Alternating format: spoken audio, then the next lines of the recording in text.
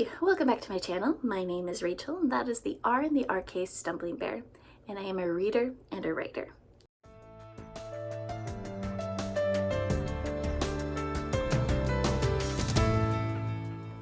And I am back today to talk about my 10 favorite sci-fi series. I have given myself some caveats and rules when creating this list.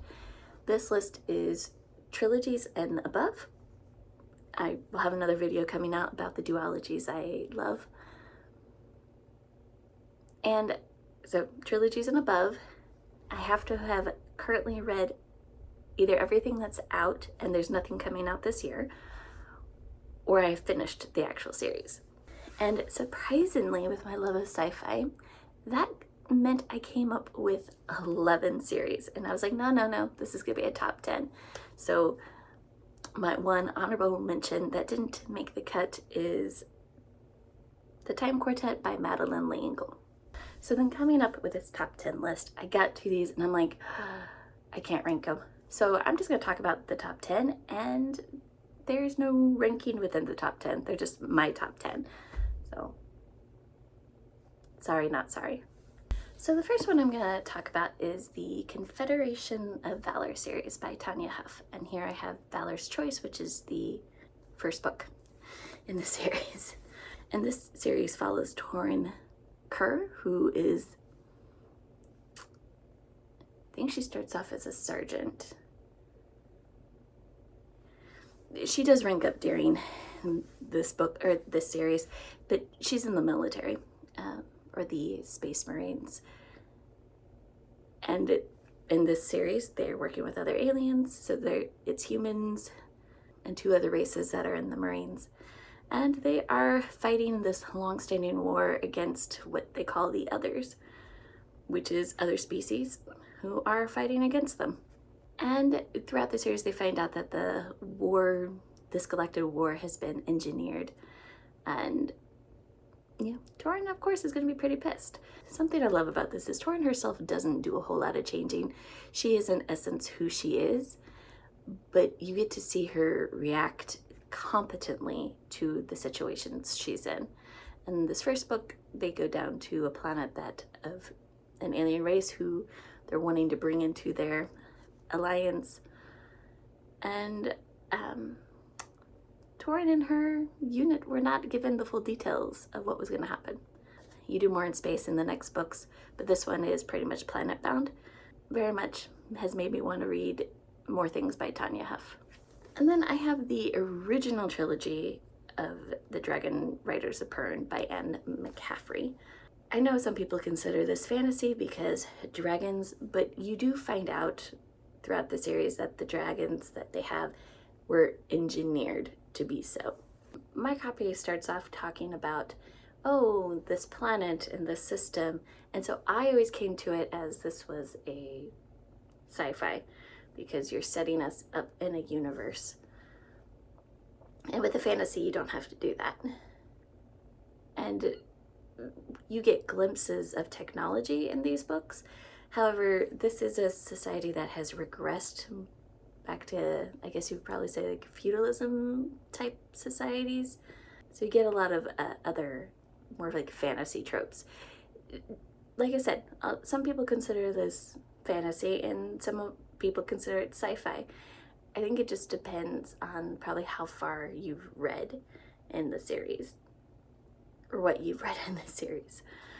The original 3 books, you go up into where then you find the settlers' original like landing site and where they lived, which to me very much makes this a sci-fi book. This is old, and so it does have tropes that people are not going to like. So probably look up trigger warnings or reviews before you want to pick this one up.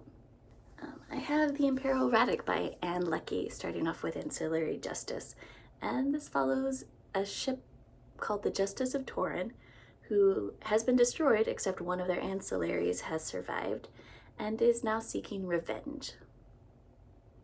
And that's what Breck's mission is. This whole series is seeking revenge, but the type of revenge changes. And you're following Breck, who is basically the AI system, and getting to see Brick interact with other AI systems and then humans and the different societies. I really enjoy this. I have Janitors of the Post-Apocalypse series by Jim Hines, and this one is just a fun romp of a series. In this, we're following Mops, or Marianne Adamopoulos, and she is in charge of a sanitation unit on this big warship, hence nickname Mops.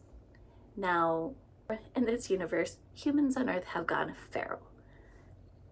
We're not sure why it has happened, but this benevolent alien race has come down and has figured out how to fix them, to make them human again, rational. And because humanity is grateful, then they join their alliance and are fighting their wars with them. And I do mean with them, because this alien race that kind of looks like a octopus or squid in my head is fighting alongside them. And there are some other alien races in this alliance. But, not all of the humans have been fixed yet. So that's the premise of this book. So Mops is one of the ones who has been fixed, and there's a sanitation issue, and so her and her unit are all geared up. All of a sudden, other humans on their spaceship have started to go feral again and are killing the other aliens that are on the crew. So her and her crew have to figure out what's going on, and they don't want to kill their friends. They want to fix them, help them not be feral again. And so the series is basically, how did this happen? And are the friends that you thought were your friends who helped you, are they really in your best interest? Again, it is so much fun, especially because in this first book, Mops and her crew, everything they do, they are approaching it from a sanitation point of view, and their solutions are sanitation based. So definitely you should go pick up this series if you haven't yet. I have Paradox by Rachel Bach. Now this is a sci-fi romance series where Debbie Morris is a mercenary. Sort of. In her society, a lot of people join the military and then they work themselves up by rank. And her goal is to become part of this elite group that protects the emperor of her planet. But she's kind of stagnated in her career. She's done everything, Black Ops, intelligence, and just has not gotten that connection to be brought into this group. And then this ship and captain come in who are kind of legendary for any soldier or mercenary who works for them. If they survive, will get brought into that elite soldier group. And so she's all for it. Now her lover is like, I've heard some weird things, like many of the people who go work for them die. I don't think you should do it. Of course, she's not gonna listen. She goes and leaves and does it anyway. And, it helps that the cook on the ship is pretty cute as well. And she has her nice powered armor suit. So what can go wrong? A lot. A lot can go wrong. And you go on a nice adventure for basically 3 books. I have Starlight Shadow by Jessie Mihalik. Now, what I'm holding is the second in the series because this is the only one I own. As you can see, I got a review copy for it. Also a sci-fi romance series, but whereas the other one I just talked about follows the same main character all the way through, this one follows the same crew, but the love interests change. So in the first one, you have 2 captains falling in love, and this one, 2 of the people underneath them, and the third one, 2 other people from their crews. And I would say actually probably this one is my favorite. The bigger plot in this one is we have humans and forgetting the name of the aliens who are human-like except for some little differences. They've been fighting a big war. They have now come to a peace, and a human crew filled with ex-soldiers gets recruited to help some soldiers, ex-soldiers on the other side, complete a mission. They're hired to find something, but they're not really given details of what they're trying to find. And they have to go into enemy territory to do this. And last time they were in an enemy territory, their unit did some war crimes. But, you know, not everything is as it seems. So the two groups have to work through some things, and love sparks in this series a lot. Then I have the Interdependency trilogy by John Scalzi. And in this one, the big premise is human society is on multiple planets and worlds connected by wormholes. And these wormholes are starting to collapse and shift and change, which means this interdependency society is going to be falling apart. And some scientists bring this to the attention of the new emperor, or emperox, I never know how to say it, as she is trying to rule. And she was never supposed to rule, except the heir is dead now. And she's the only other kid. And she was a recognized child, but even the emperor, or the old emperox, was like, yeah, you're not going to be doing this. You're not raised for this. So she's trying to switch gears and now figure out things, while other noble houses, basically, business interests, are trying to manipulate her into doing what they want, all while wanting to deny that the wormholes are actually changing. So in some ways, you can kind of see parallels today where we're like, hey, there's this big issue, we need to plan for it, and kind of like climate change. And other people are like, it doesn't exist, it doesn't exist. Until, you know, they can't, you know, argue with it anymore. So we're in the midst of that. So next we have That Is War by Elizabeth Moon. This is just a fun, like, space opera series. One that actually you can tell has put in the work of how would combat in space really be like. But this first one is following Kyla Arvada, who has just been kicked out of the military academy for her planet. But her family isn't upset about this because they are part of a trading mogul empire. And they really hadn't wanted her to join the military academy. They wanted her to go into the family business, and she had done, you know, as a kid, had done the apprenticeship and whatnot. And so, you know, they embrace her with open arms. It's lovely to see. You know, they're like, we love you, you're not a failure, you're okay. And here, because of this media story that's going to be happening, we want to give you this ship and this mission to go take care of this old ship to a junker. And so that is the plot. Now, in this family, many take initiative when it comes to commerce and when they find a good deal. And so Kylar proves that she really is Avada and has this commerce merchant attitude as well, and finds a good deal, decides to break off from her mission a little bit. Her crew is on board with it because, you know, they get a percentage of the cut for this, and finds themselves trapped in a war zone and this old ship not functioning perfectly, which is, of course, why it was on its way, or was scheduled to be, a junker. And we get to see how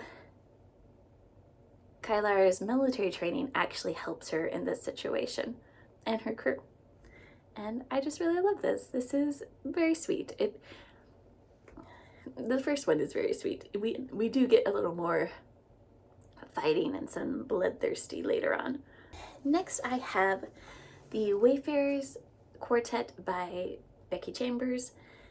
I have the last book in the series here, and this is actually 4 standalones in a shared universe So it's not really a series, but most of us consider it that way, because they do have connecting parts to them. And then like Becky Chambers is known as like the cozy space opera like vibes, cozy sci-fi vibes, because that's what these 4 books are. At the same time, she really is looking at bigger issues. Becky Chambers very much is a theme writer, and she packages it in a cozy vibe, because then people are willing to look at the theme and think about it and really process. And each one is slightly different. So at this point, I don't think she's planning to expand this series at all. I'm pretty sure it's complete. But she's the type of person, if she has something to say and it works with her series, then she will expand. So who knows? And then the last of the top 10, not in ranking, just last on the list, is a series that I know is still in progress, but nothing is announced for this year, and I am caught up, and that is the Murderbot Diaries by Martha Wells. This is following Murderbot, who has hacked their governor module, and meaning they don't have to follow the commands of the humans who has employed their company. However, they still want to do their job because they don't want anyone to know. But in this first novella, the humans end up finding out, and they're from a colony where they're like, cool, AIs should have rights. We'll help you so you can be autonomous and not have to like be reset or anything. And then the first arc follows Murderbot as they're finding out what happened, because they had been reset before, and inviting an evil corporation. And she's currently on a second arc of the story now, which is how, like, I know there's going to be more because of how the last book has left off, but I didn't see anything scheduled this year. Murderbot is a lot of fun. I always tell people, try this first novella. If it works for you, try the first 4, continue on through the first 4 novellas, because that's a complete arc. If you're still enjoying it, then continue reading. Those are my top 10 finished series. I would love to know, what are some of your favorite series? I will be doing a favorite duologies, and then I think I'm actually going to do sci-fi series that I've DNF'd. I will see you in the future in another video. Please leave me a comment, like, or subscribe if you enjoy what you've seen today. Thank you, and have a great day.